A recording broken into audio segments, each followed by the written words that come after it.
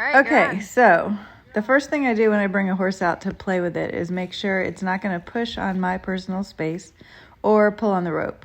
So I should be able to stand there, and I've drawn a circle around my feet, but I don't know if you can see it, about the size of a hula hoop.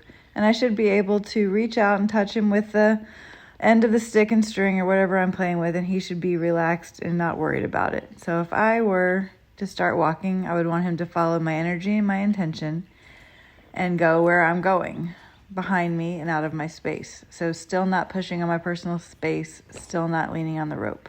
And if I walk a straight line from one point to another point, he needs to get out of my way and turn, face, and follow. So his release is right there. When he's following me, nothing's happening.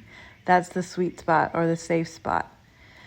So I want to really establish that as a pattern. Wherever my belly button turns, I want him to get off my line of travel and then have him seek that sweet spot behind me. If he craps out and stops coming, I'm going to turn around. If he gets too close, I'm going to turn around. But if he can follow my energy and my intention and stay out of my space and not pulling on the rope, then we're starting to be able to have a conversation. Now I'm going to let him hang out and think about that, but his tail is giving him away that he's got a lot of anxiety. So now I'm going to start again, a little slow, follow through with tapping the ground, not the horse. And if he can turn, face, and follow, there's no pressure. If he craps out, I turn.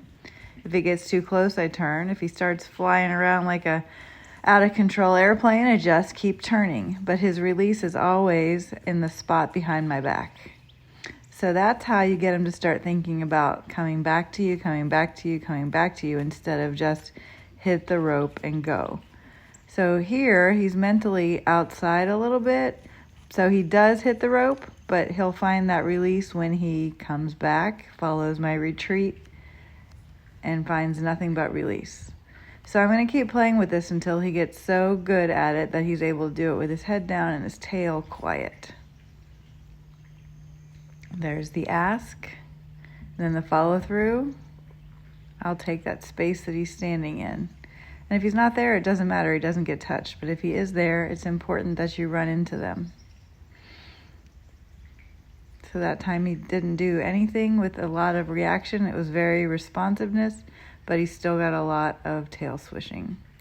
So I'm just going to keep setting it up and letting him solve the puzzle till he gets more confident. And if he doesn't make it the whole half circle back, I'm just going to turn and send him again. So the goal is, my ultimate goal would be for me to just turn and have him do a half circle and find the safe spot behind my back again. But if he misses it, I'm just going to keep turning until he finds it. I don't want to stop him and make him find it. I want to allow him to find it.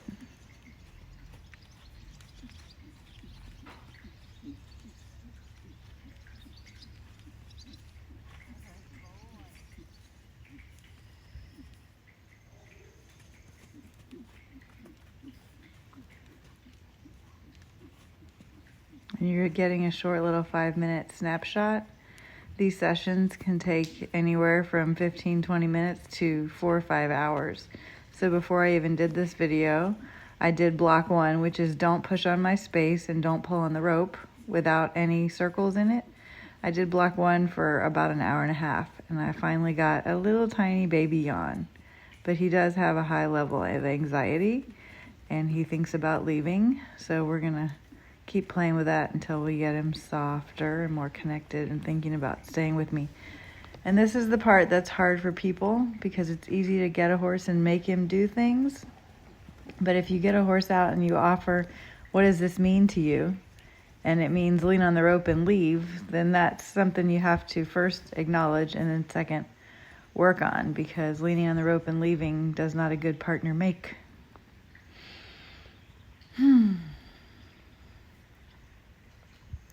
So I'm waiting for his ears to come down. Nope, there I go. And there is some consistency is the best teacher. But variety is a spice of life. So sometimes I'll wait a long time and sometimes I won't. Kind of depends on what else is going on and how he feels. So there's a little bit of maybe I want to stop. So I'll give it to him. but I'm not perfect, and you will find yourself going on sometimes when you wish you waited.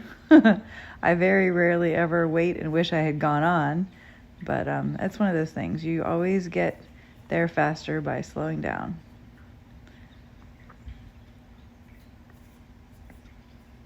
So that's a little bit of an overview of what I've been doing to get him not to look out and not to lean on the rope. Talk to you soon. Bye.